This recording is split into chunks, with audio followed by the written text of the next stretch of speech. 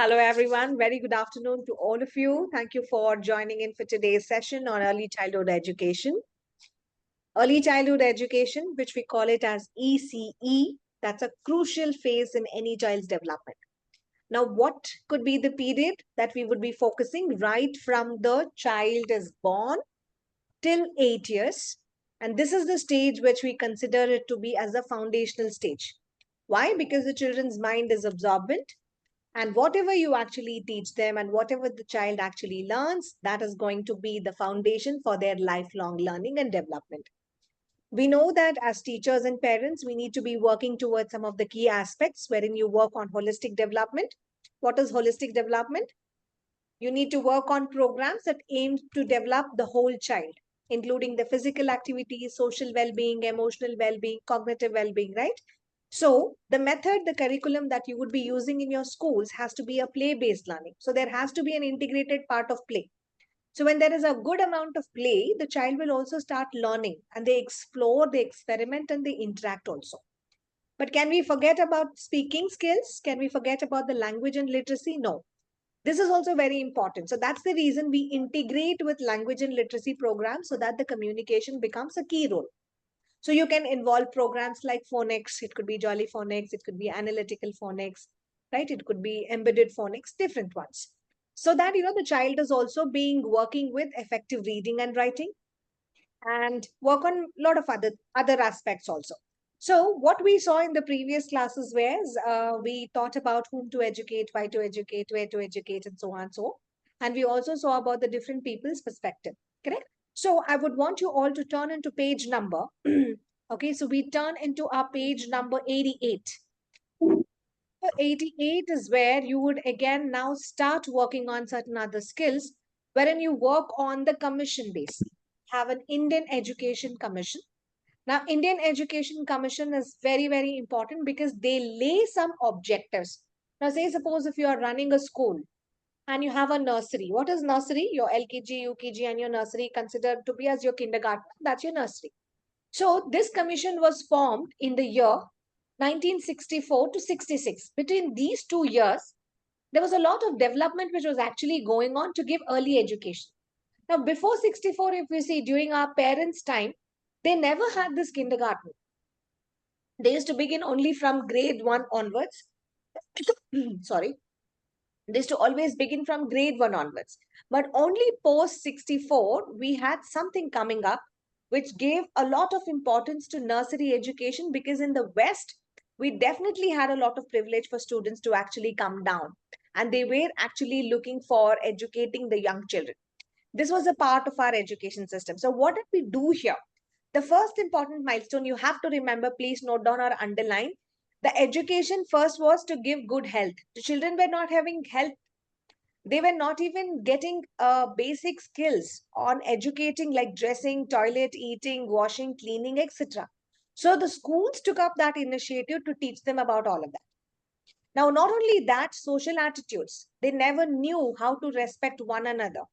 They never knew how to react into a social circumstance, right?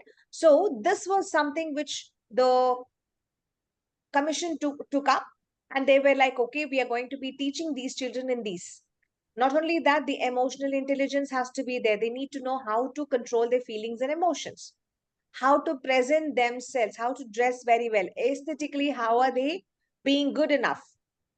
Right? Now, in case if the child wants to work on the intellectual development, the children were made to sit outside and they were reading, they were writing. So that's how the child started to understand the world. They started getting a little bit more creative. They started investigating, they started experimenting. So what happened was, like, we gave them a lot of opportunity for the children to be themselves. Children could actually start speaking. They could express their thoughts. All these were listed in our commission. They said your education should first behave on their developmental aspect. From there onwards, they said, yes, curriculum is also important, but make sure whenever you have curriculum, lot of play should be there. Physical exercises should be there, like dance, exercise, rhymes. Manual activities should be there so that the child will take care about gardening. Sensory education should be there. It will touch the object, see and learn. Handwork exercises should be there so that they use the tools. Like in case if there is painting, drawing, music, anything which is related for my fine motor skill development, right? So I would be using these in my curriculum. How beautifully that was set. So we knew what was our primary goal, and we also know what is our curriculum going to be like that. Keeping all of this in mind, the government or the commission also said use languages. If Leena is comfortable in Telugu, teach her in Telugu. If Lipika is comfortable in Hindi, teach her in Hindi, right? So our learning activities was not based on one language, but it was based on multiple language at the ease of what the child is able to work on. Okay, so there were no servants, there were no aunties, ayahs, teachers helping them. The child was supposed to learn everything by themselves. We never had a lot of adult helpers at that time. Right from cleaning the school to keeping things, everything the child used to do it by themselves. Or the schools used to take initiative and encourage the. This was all there. But when this was all happening in India, what was happening at the West? We had multiple other methods, right? Like we had Communicus methods, we had Rossia's methods, we have Pestalozzi's methods, just like how we have Montessori method of teaching. These were also the preschool education methodology. Okay, now if you see on a very high level way, like, what does John Communicus education talk about? Okay, he said that Communicus criticized the schools and called them terror of slaughterhouses of minds, right? So he said that, it's like, putting the children so that, they're all dumped in one part, and we teachers are actually being educating them. So it's like, you're terroring the children, are also getting terrored, and sometimes they will also terrify us. And what about our minds? It's like a slaughterhouse. There is no creativity, there's nothing. So Communicus was focusing on his thoughts. Its schools should not be this way. But what he said was like, when I have to start a school, I have to first define what is the type of the school. What kind of methodology will they include? Do the teachers have enough amount of training the senses for children?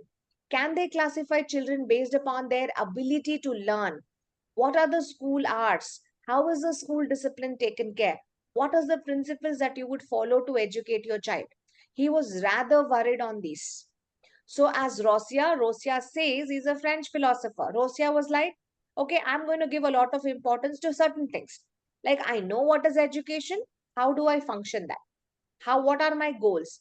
How do I procure materials for that? How do I source materials? If at all, if I have to give education, is it child-centered education, one-to-one? Can I give that? Now, most of the education through doing, so that means hands-on exercises. I have to teach using materials. Very little books, sensorial training, play way methodology. See, heuristic method, role of a teacher, discipline, occasional education. What is occasional education? People come from other places and they educate. Or you go to another place and you learn, like field trips. You go to a museum and you learn. You go to a movie theater, you learn to be quiet. Say, those are occasional educations. Physical training, physical education, women education. Lot of these things was given during the Rossia's period of time, and that is his methodology of teaching. He's a French philosopher. Coming down to Pestalozzi, Pestalozzi again is a Swiss educator. Now, what did he do? Same thing. He had sensorial education, objects, but he said, do everything in the nature. So, nature should be the one who's going to be teaching us all of that. Friedrich Herbert is different. Friedrich Froebel is different. Okay. Friedrich Herbert talks about the German, and he talks about learning. He talks about what is the child interested in, only teach that. Spencer says, whatever it takes for the child to become a good citizen, you teach on that. Froebel is the person who invented kindergarten. So this is one such methodology that most of them are using it worldwide. Okay, Froebel's methodology of teaching, that's called kindergarten, right? So he what is kinder? Kinder means a child. Garden, children's garden. Because every child is so different, every child will bloom different. That's the reason he named his school, or his named his curriculum as kindergarten. He started in 1840. Okay. Now, what happened here was like he said, I'm not making any kind of an instructions, or I'm not going to I'm not going to give any kind of methodology. But he said, first, the children should feel the school is like their home. Why? Because we are introducing play in the education. So that's when the playway methodology, everything came up. And the Montessori, much before Montessori could come, kindergarten became famous. Montessori also gets inspired by this methodology. And she was like, okay, children are all working on the personality development. So she also starts to educate and starts to get influence amongst them. And she works on the sensorial development of educating the children.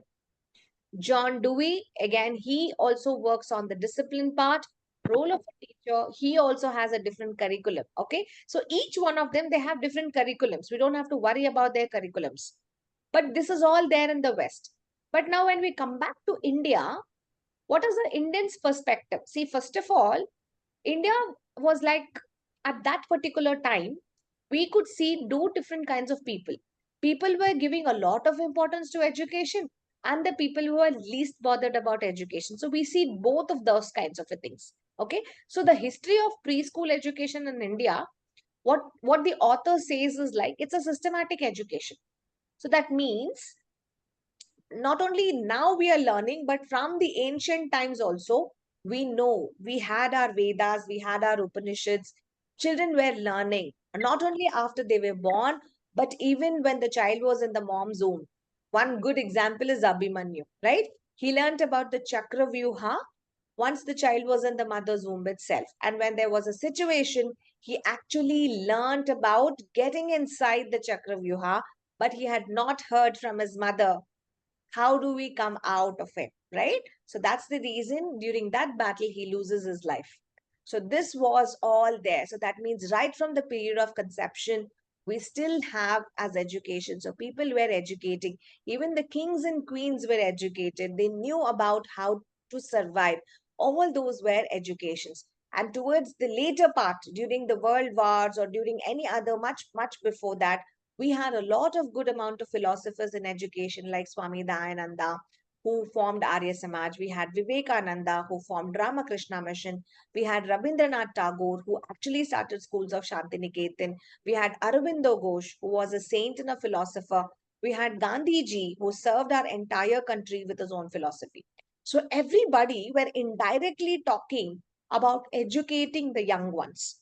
Nobody were against, even in India during that time, nobody was against education. So if you read through, it's about the same points that we actually discussed previously. Okay. So you can read through these paragraphs and you would understand what was each person's methodology of teaching and other thing. But when the same thing was happening, but a lot of revolutions happened in Madras, Chennai. Okay, so Chennai we used to initially call it as Madras, right? So anything which was related to education, it actually happened in Chennai. Why? It had its own reasons. Even Dr. Montessori, when she started her first Indian Montessori training center in Madras, right? In Adya's place. She actually starts there. And who invites Rani Rukmini Devi along with her husband, George Arundel Sin, right? They both of them invite her and she goes there and she takes up the trainings for the Indian country, right? So there was Madras experiment. So what was Madras experiment? So what happened here was like during this particular time, we were starting up small schools. It was not a full-fledged, it was a pilot center. When I say pilot center, it is not the one who's flying the plane. Pilot means it is not officially declared. You're trying out. Now, say suppose if I want to start my tutorials. Before doing advertisements and other things, I will just go to all my friends and I will say, I'm starting my tutorials. Please send your children. So they come. So officially my school name is not there. Nobody knows that I'm running. No one knows, but still I'm running my center because I myself don't know if I will be able to survive it or not. So my center is called a pilot center because I'm piloting the work. I'm experimenting whether it will work or not. So during the Madras experiment time, many preschool school came up and they were piloting.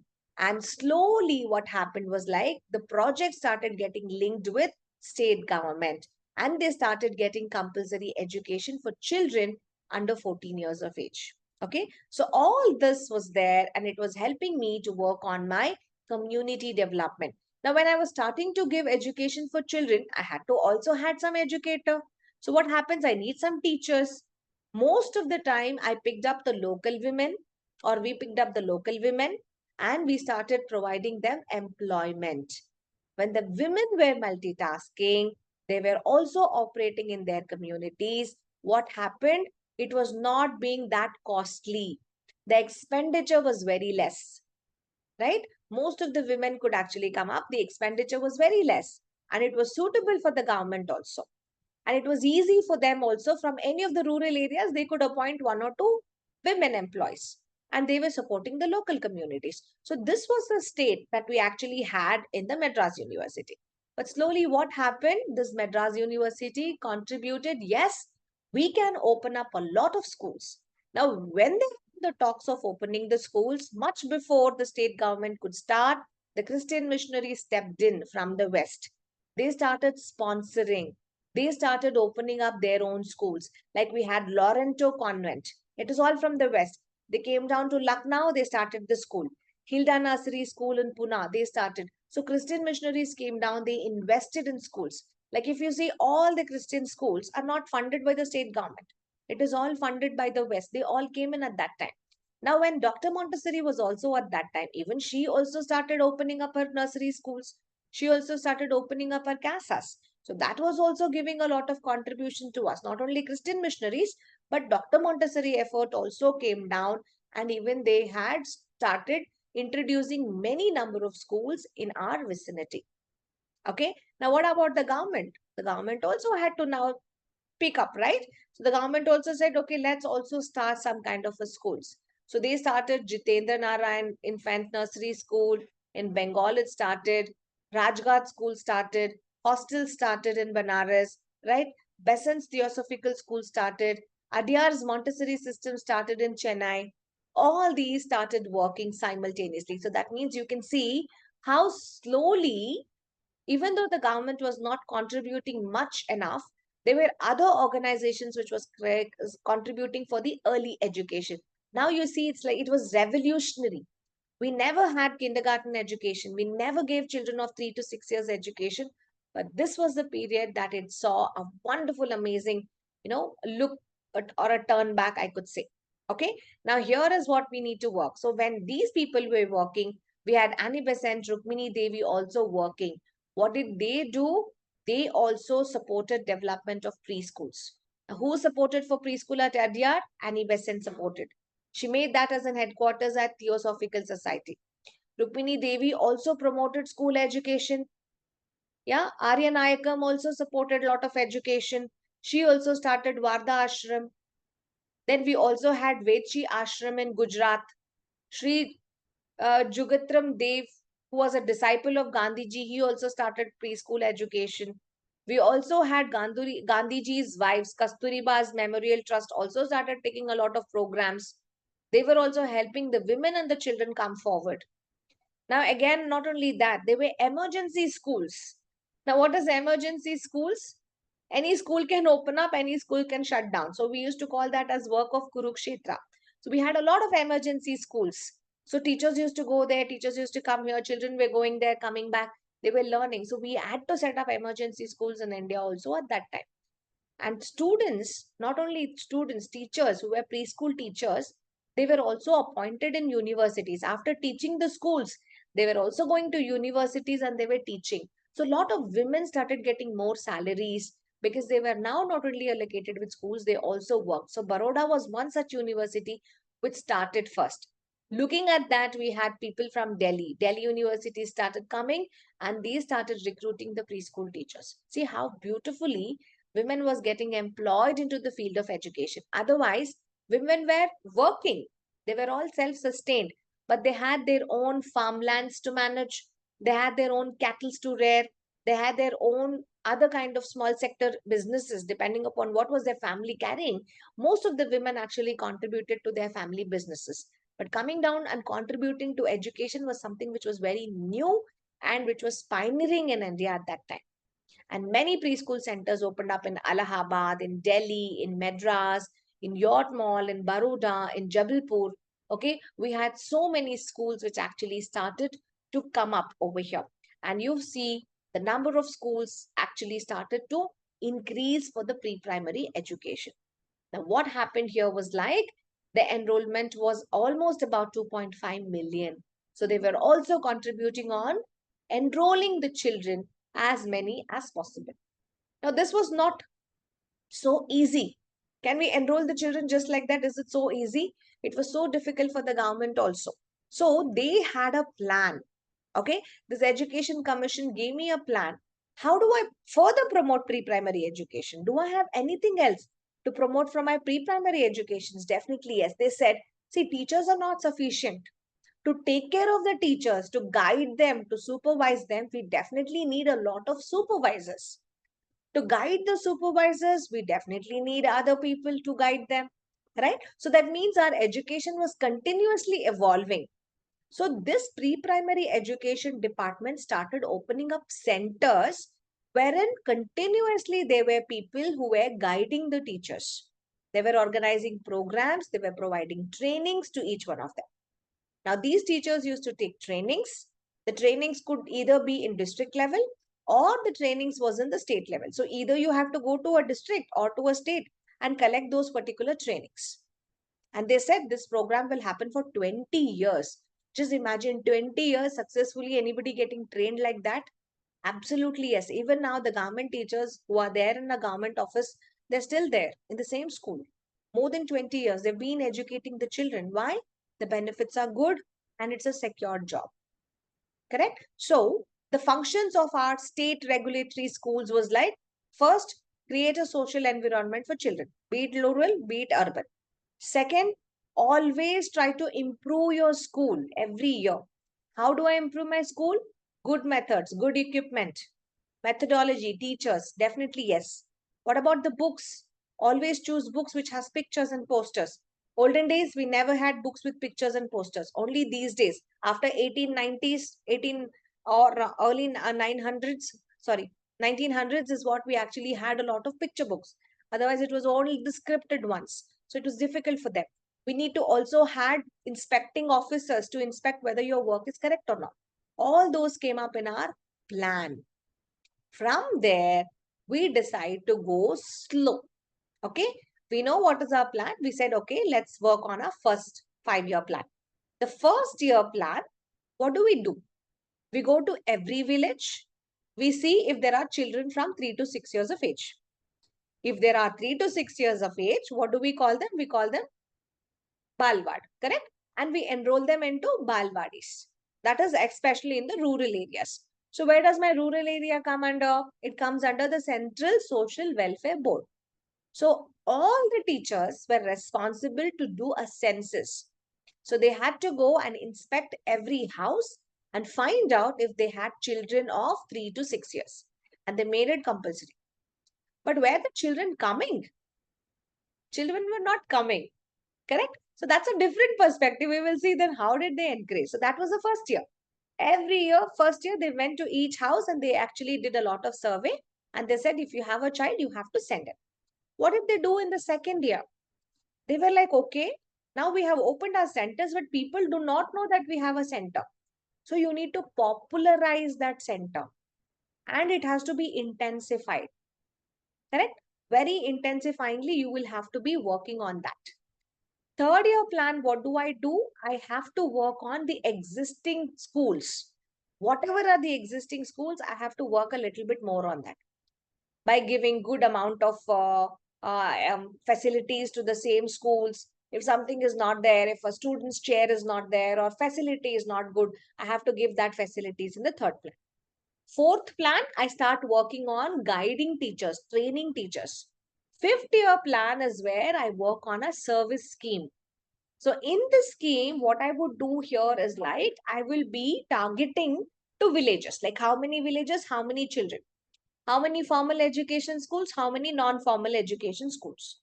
Now, is there a rise in the number of admissions from the first year to the fifth year? I check on that. If it is not, I again go back to the slums, poor rural families, rural areas, and I would increase my number of students enrolling. So this all contributed to a lot of expenditure. Even at that time, we needed 100 crores of rupees to actually work on that. And the government was giving so much of funds to actually work on it. Going further, we did so many things like sixth year. The ECE came, the early childhood education came with a lot of advantages. So since many children were not coming, they were not enrolling. Even if they come, they were dropping out. What was the reason for that? They did not understand in the 6th year. That is the reason they received a lot of inputs from UNICEF. They're like, we are bringing admissions, but sooner the children are dropping out. What do we do? Then UNICEF tells them in the 7th year that it is not that you only teach and train children, but you have to also retain them. You have to keep them in school. So retention rate is also important. How do I retain them? What should I do? I have to give them some kind of welfare packages, midday meals, right? So many things actually came up. So we don't know what the government took it up at that particular time, but they said you have to create a lot of midday meal policies and other things. The government took it up so easily, and then the national education policy, which we call it as NPE at that time, very important one, national policy of education, is now NEP. Olden days, we used to call NPE, that is National Policy of Education, in 1986. After 1986, when did we get our latest NEP? In 2019. Okay. So just before COVID, we actually had a new version of our NEP education, which was modified. Take a look how many years. After so many years, there was a revision of this particular policy. Now, according to the National Education Policy, what happens over here is like we work on specializing certain things. What is that? The first thing is like the younger generation should be given more importance. Not only that, nutrition, health, social development, mental, moral, physical education should be given.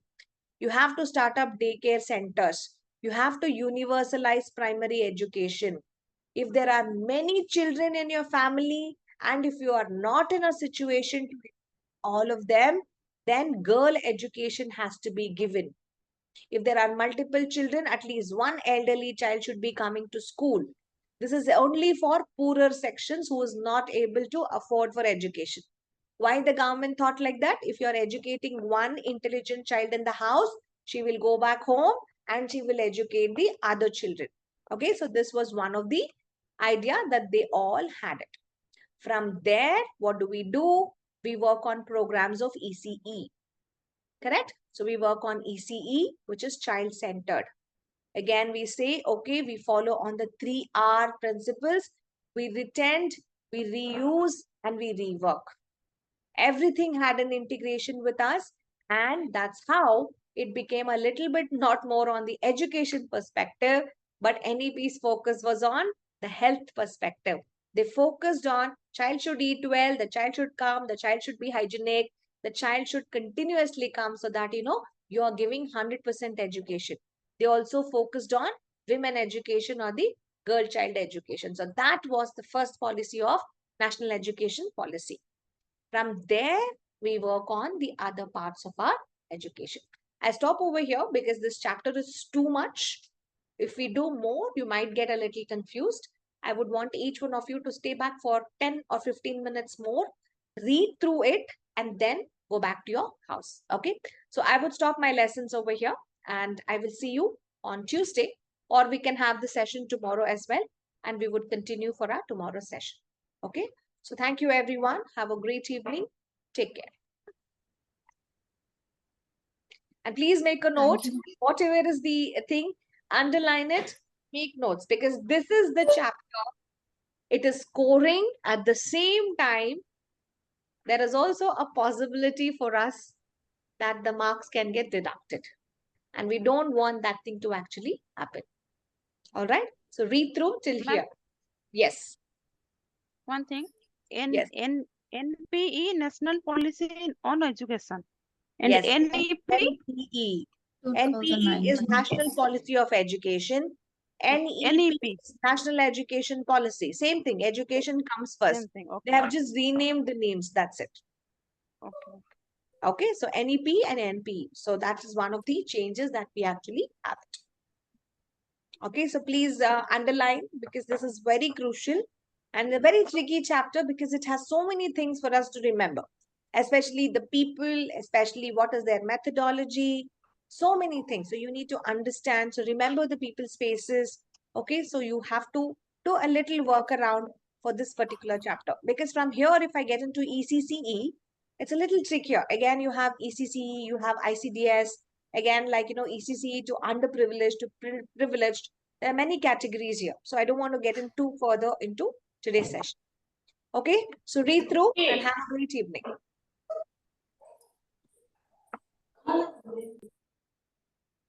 Thank you, guys.